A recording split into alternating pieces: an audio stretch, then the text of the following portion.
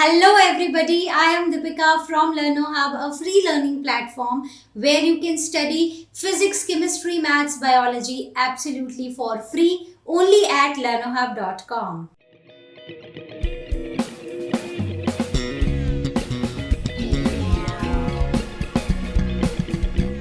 तो बच्चों आज हम स्टार्ट करने वाले हैं क्लास 11 बायोलॉजी का next chapter cell the unit of life. तो सेल के बारे में हमने पढ़ना शुरू किया था ऑलमोस्ट क्लास 8 में, जहां पर हम सेल पर हमने पूरा चैप्टर पढ़ा था। फिर 9th में हमने the fundamental unit of life पढ़ा था। आज उसी को हम और आगे बढ़ाएंगे और कुछ और डिटेल्स सेल के बारे में पढ़ेंगे। तो ऑलरेडी एक्चुअली हम पढ़ चुके हैं, लेकिन आज क्या करेंगे, आज हम करेंगे एनसीईआरटी क्वेश्चंस को डिस्कस। तो आज की वीडियो में हम पढ़ेंगे question number 1 to question number 7।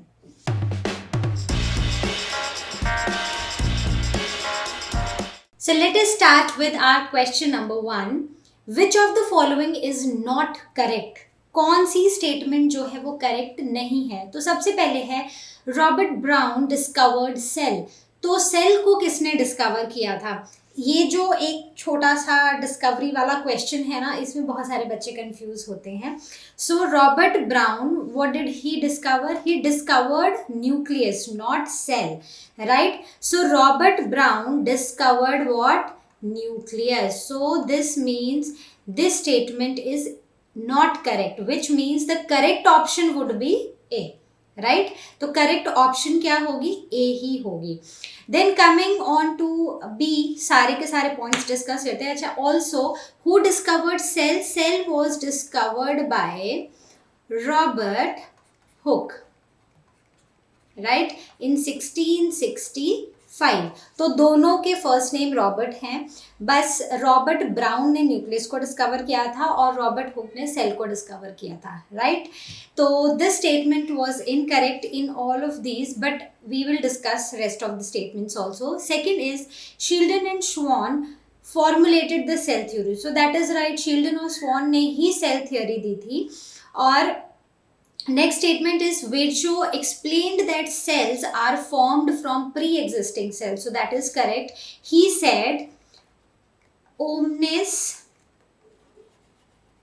cellula e cellula, ठीक है, which means cells arise from pre existing cell. मतलब एक सेल है वो किससे बनेगा? वो जो ऑलरेडी एक सेल है उससे बनेगा, ठीक है। जैसे एक मदर सेल होता है, so mother cells gives rise to 2 daughter cells, right? So this is the new cell. So new cells arise from the pre existing cell, जो पहले से सेल्स होते हैं। Then comes a unicellular organisms carry out its life activities within a cell. So that is right. जैसे है कि amoeba है, तो अमीबा क्या है? एक यूनिसेलुलर ऑर्गेनिज्म है, एक ही सेल है, उस सेल के अंदर ही उसकी लाइफ के सारे प्रोसेसेस होते हैं। उसमें न्यूट्रिशन, एक्सक्रीशन, डाइजेशन, सब कुछ, मतलब nutrition is same as digestion. So all the activities are performed within the cell. Okay, so in this question the correct option, the option that you will tick is A. Now question number 2, new cells generate from। नए cells किससे generate होते हैं, किससे बनते हैं नए cells? So A is bacterial fermentation, bacteria की fermentation से बनेंगे, या regeneration से बनेंगे of old cells, या pre-existing cells से, या फिर ए बायोटिक मटेरियल से। तो जैसे हमने क्वेश्चन नंबर 1 में पढ़ा, so there was a scientist Virchow, so he said omnis cellula e cellula, right? So which means that cells arise from pre existing cells. जो नए सेल्स हैं वो किससे बनते हैं? जो ऑलरेडी सेल्स हैं उनसे बनते हैं। Okay, so the correct option would be C. Question number 3, match the followings, column 1 and column 2. तो देखते हैं कौन किससे मैच कर रहा है। सबसे पहले है क्रिस्टी। क्रिस्टी कहाँ पर देखने को मिलते हैं? Just recall the structure of a mitochondria. तो माइटोकॉन्ड्रिया की इनर मेम्ब्रेन को देखो कैसे वो फोल्ड्स होते हैं उसमें, ठीक है। जैसे अगर ये मेम्ब्रेन है, ठीक है, तो ये इनर मेम्ब्रेन में कुछ हमें ऐसे फोल्ड्स देखने को मिलते हैं और इन्हीं फोल्ड्स को हम क्या बोलते हैं, cristae. So these are the infoldings in mitochondria, right. Then come cisternae. Cisternae अगर हम रिकॉल करें गोल्जी एपरेटस का स्ट्रक्चर और एंडोप्लाज्मिक रेटिकुलम का स्ट्रक्चर, तो उसमें हमें कुछ ऐसे डिस्क लाइक सैक्स देखने को मिलते हैं। तो ये जो डिस्क शेप्ड सैक्स होते हैं ना, इन्हीं को हम बोलते हैं cisternae, right. Then last is thylakoids. Thylakoids फिर से जाओ किसी सेल ऑर्गेनेल में। सेल ऑर्गेनेल में याद करो हमने किस में पढ़ा था, हमने पढ़ा था क्लोरोप्लास्ट में। तो क्लोरोप्लास्ट में क्या होता है, ऐसे ना सैक्स होते हैं, ठीक है, फ्लैट मेम्ब्रेन सैक्स हमें ऐसे देखने को मिलते हैं। तो इनको हम क्या बोलते हैं, इन्हीं को हम बोलते हैं थाइलाकॉइड्स। कहाँ पर होते हैं, स्ट्रोमा में। ओके, सो बहुत ही सिंपल सा क्वेश्चन था, जस्ट टू रिकॉल कि कौन सी चीज आपने किस में पढ़ी है। तो just to recall that this question was very helpful. Let's see our next question. Question number 4, which of the following is correct. इनमें से कौन सी स्टेटमेंट करेक्ट है। तो सबसे पहले है cell of living organisms have a nucleus. जितने भी लिविंग ऑर्गेनिजम्स हैं, क्या हर एक सेल में न्यूक्लियस देखने को मिलता है। तो there are, if we talk about living organisms, तो हम प्रोकैरियोट्स की भी बात कर रहे हैं, ठीक है, और हम यूकैरियोट्स की भी बात करें। यूकैरियोट्स में तो देखा गया है कि न्यूक्लियस होता है, लेकिन देयर आर सम बैक्टीरिया जो कि प्रोकैरियोट्स हैं, उनमें हमें वेल डिफाइंड न्यूक्लियस देखने को नहीं मिलता है। So this means all the living organism, the cells of all the living organisms do not have nucleus. होता है बट सभी में नहीं होता है, ठीक है। So this statement is incorrect. Then coming on to B part, both animal and plant cells have well defined cell wall। Plant cell और एनिमल सेल दोनों में ही वेल डिफाइंड सेल वॉल देखने को मिलती है। तो याद करो, हम तब से पढ़ते आ रहे हैं, क्लास 9 में भी हमने पढ़ा था प्लांट सेल और एनिमल सेल का डिफरेंस, उनके स्ट्रक्चर्स। तो हमने देखा था कि प्लांट सेल में तो सेल वॉल होती है जो उसको रिजिडिटी देती है, जो उसको सपोर्ट देती है, स्ट्रेंथ देती है, उनके सेल्स को स्ट्रेस वाले कंडीशंस में प्रोटेक्ट करती है, लेकिन एनिमल सेल्स में सेल वॉल नहीं होती है। So again this statement is incorrect. Then C option, in prokaryotes there are no membrane bound organelles.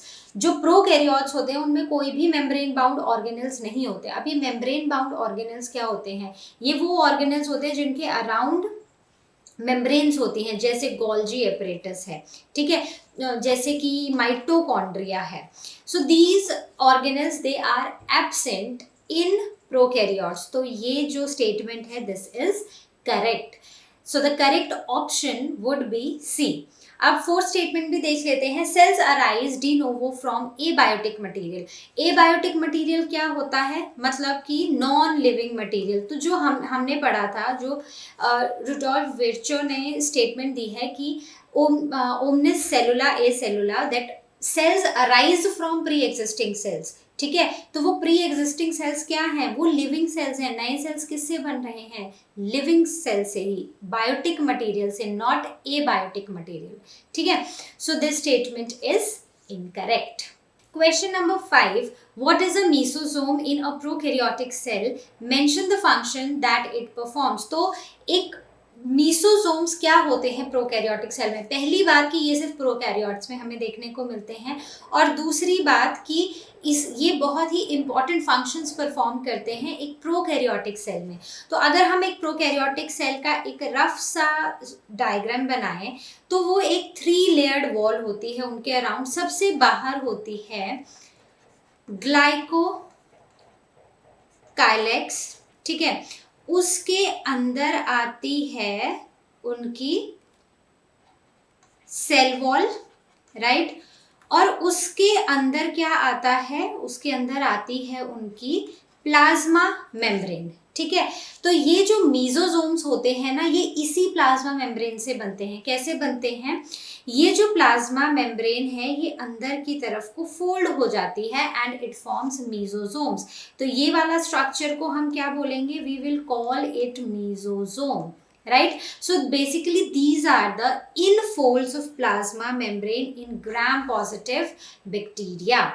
Okay, so these are the infolds of plasma membrane in gram positive bacteria. अब इनके functions, बहुत ही important functions होते हैं mesosome के. सबसे पहली बात कि ये बीच बीच में प्लाज्मा मेम्ब्रेन ऐसे अंदर को फोल्ड होती रहती है, तो इससे क्या होता है, सरफेस एरिया इंक्रीज हो रहा है, और इस सरफेस एरिया के इंक्रीज होने से रेस्पिरेशन, क्योंकि ये रेस्पिरेशन में हेल्प करती है तो इससे एटीपी प्रोडक्शन भी होता है. So basically it helps in respiration in these bacterial cells. और क्योंकि ये अंदर को फोल्ड हो जाती हैं तो ये सरफेस एरिया भी बढ़ा देती हैं, और यहीं पर एटीपी प्रोडक्शन होता है इन्हीं मीजोसोम्स में. So basically what do, they function as, इनका फंक्शन ना माइटोकॉन्ड्रिया की तरह होता है. जैसे माइटोकॉन्ड्रिया में एटीपी प्रोडक्शन होता है, they are the power house of the cell. So in case of prokaryotes this function is performed by mesosomes. Then comes the second one, they help in DNA replication, and the third one they help in cell wall formation. तो ये जो तीन हैं, these are the major functions of these mesosomes which are present in prokaryotic cells. ठीक है, so I hope this was clear. Mesosomes के functions they are important. Question number 6. How do neutral solutes move across the plasma membrane? Can the polar molecules also move across in the same way? If not, then how are these transported across the membrane? तो सबसे पहली बात कि ये जो neutral solutes हैं ये कैसे प्लाज्मा मेम्ब्रेन के अक्रॉस ट्रांसपोर्ट होते हैं.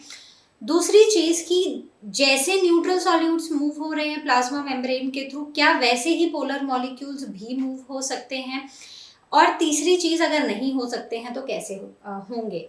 ठीक है, तो सबसे पहली बात है कि जो न्यूट्रल मॉलिक्यूल्स होते हैं ना, दे आर नॉन इलेक्ट्रोलाइट्स. ठीक है, जैसे कि कॉपर सल्फेट हो गया, तो ये क्या करते हैं, ये तो कॉन्सेंट्रेशन ग्रेडियंट के अलॉन्ग मूव करते हैं. कि अगर ये हमारी लेयर है, यहाँ पर से मतलब this is outside and this is inside of the cell, ये प्लाज्मा मेम्ब्रेन है. अब यहाँ पर कॉपर सल्फेट बहुत ज़्यादा है तो वो इधर को आ जाएगा, क्योंकि यहाँ पर कॉन्सेंट्रेशन ज़्यादा थी, यहाँ थी कम थी, तो यहाँ पर सिंपली डिफ्यूज हो जाएगा. ठीक है, जो लिपिड बाइलेयर है वो सिंपली डिफ्यूज हो जाएगा उसके थ्रू. लेकिन जो पोलर मॉलिक्यूल्स होते हैं, पोलर मॉलिक्यूल्स का क्या होता है, because there is a lipid bilayer, तो लिपिड बाइलेयर जो होती है वो इन पोलर मॉलिक्यूल्स को क्रॉस नहीं करने देती है अक्रॉस द मेम्ब्रेन. तो इनको चाहिए होते हैं कुछ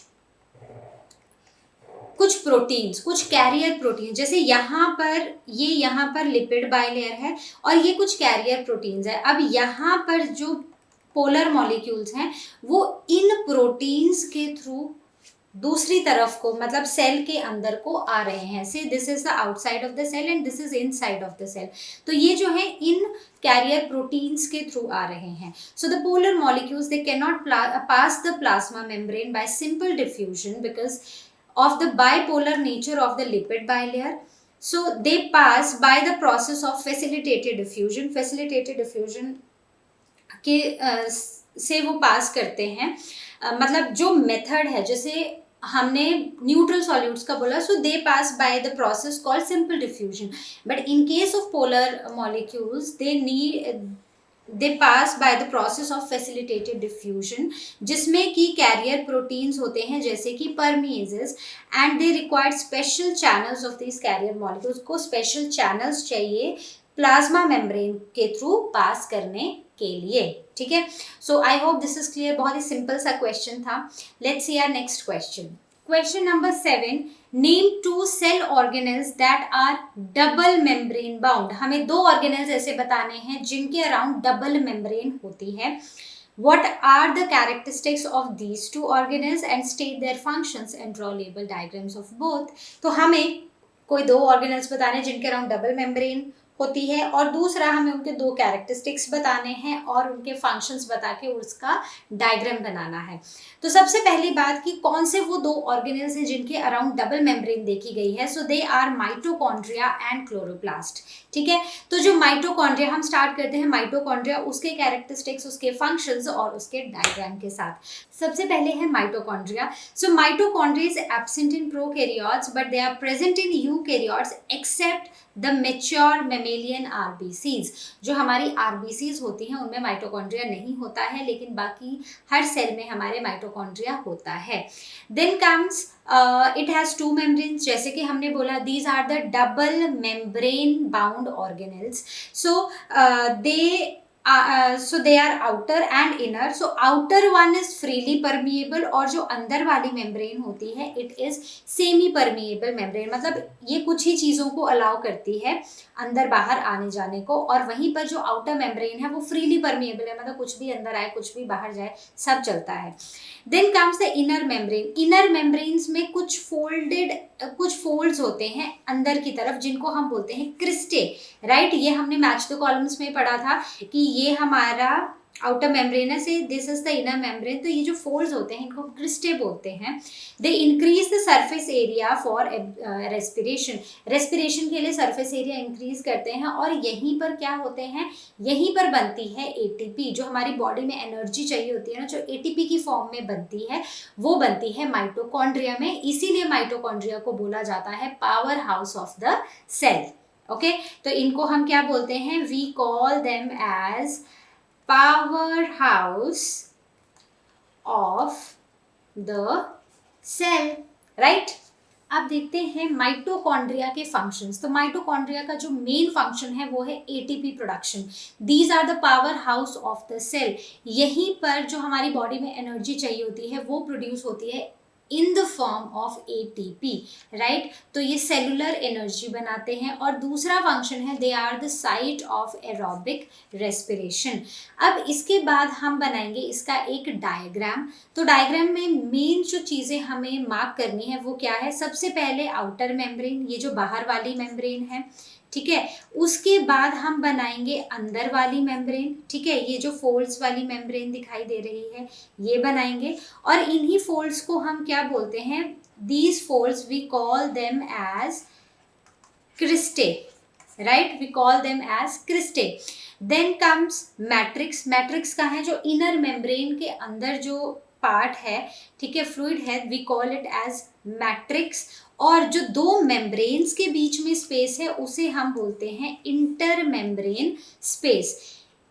जो इनर मेम्ब्रेन है, जो क्रिस्टे हैं, इनर मेम्ब्रेन के अंदर कुछ हमें ऐसे स्ट्रक्चर्स देखने को मिलते हैं, और इन स्ट्रक्चर्स को हम बोलते हैं एटीपी सिंथेज, जहां पर एटीपी की प्रोडक्शन होती है.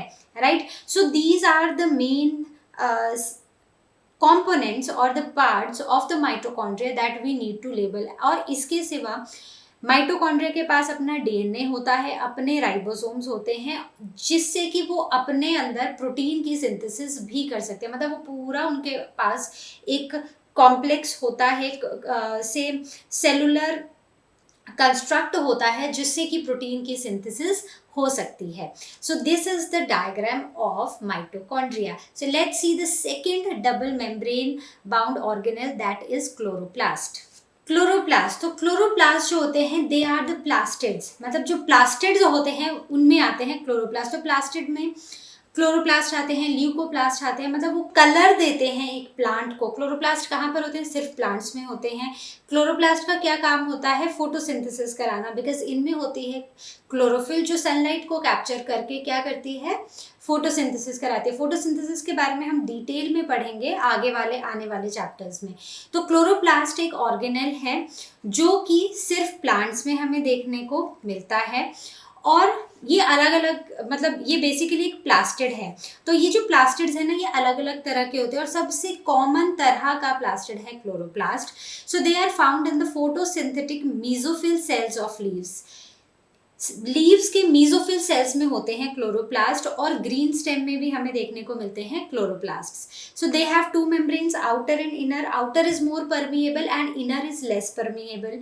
Then they between these two membranes have this space which is called as periplastidial space. Right, they are the semi autonomous organelles. मतलब इनके पास ना एक कंप्लीट मशीनरी होती है एक तरह से, जिससे ये प्रोटीन सिंथेसिस कर सकते हैं. इनके पास डीएनए होता है, आरएनए होता है, राइबोसोम्स होता है. तो इनके पास वो मशीनरी होती है कि ये डीएनए से राइबोसोम्स खुद बना सकते हैं.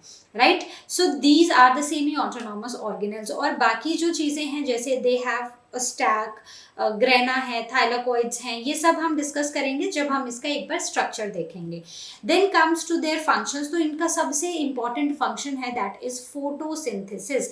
फोटोसिंथेसिस कहाँ पर होती है, किसकी वजह से होती है? फोटोसिंथेसिस होती है लीव्स में. क्यों होती है? क्योंकि वहाँ पर क्लोरोप्लास्ट्स होते हैं. So then is they evolve oxygen for respiration and then they store starch को स्टोर करते हैं in proteinaceous bodies called pyrenoids in algal form.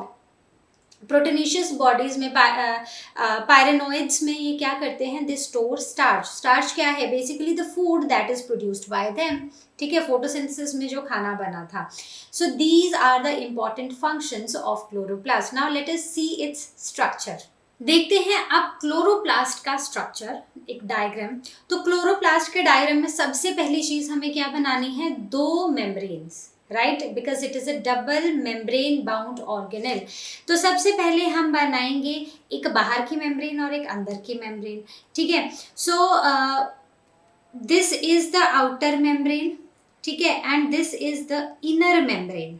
Okay, so you will label them as internal membrane and external membrane. ठीक है, या inner membrane and outer membrane, whatever you feel like. So then comes this intermembrane space. ये जो दोनों membranes के बीच में ये जो आपको स्पेस दिखाई दे रहा है, this is the inter membrane space. ठीक है. अब जब हम कैरेक्टरिस्टिक्स की बात करते हैं ना, तो कैरेक्टरिस्टिक्स आपको कभी भी क्राम करने की जरूरत नहीं है. You have a picture, you have an idea how a chloroplast looks like, right. तो आपको वही चीजें लिखनी है, जैसे आपने मेम्ब्रेन के बारे में लिख दिया और उसके साथ ये भी लिख दिया कि दोनों मेम्ब्रेन के बीच के स्पेस को हम क्या बोलेंगे? Inter membrane space. अब हम आ जाएंगे इनर मेम्ब्रेन के अंदर. ठीक है, बाहर से शुरू के outer membrane, inter membrane space, inner membrane. ठीक है, अब हम आ जाएंगे उस इनर मेम्ब्रेन के अंदर. तो ये जो इनर मेम्ब्रेन है, इसके अंदर जो ये हमें पोर्शन दिखाई दे रहा है, बेसिकली जो वो लिक्विड सा जो पार्ट है, फ्लूइड सा जो पार्ट है, not liquid but fluid part, so that is called as stroma, right.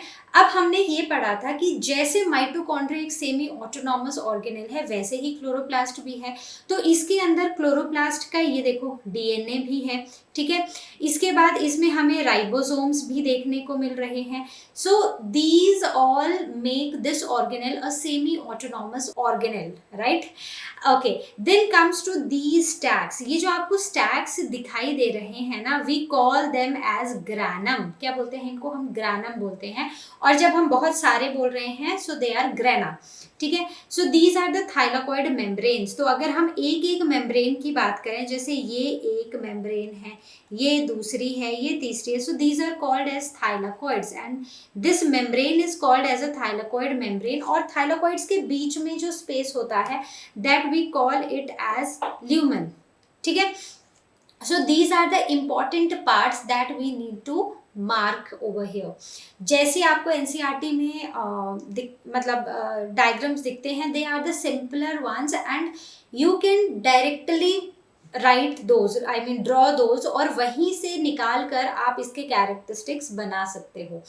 Okay, तो कभी भी कैरेक्टरिस्टिक्स को हमें क्रैम करने की ज़रूरत नहीं होती है. So I hope this is clear to everybody and now we will meet in our next video.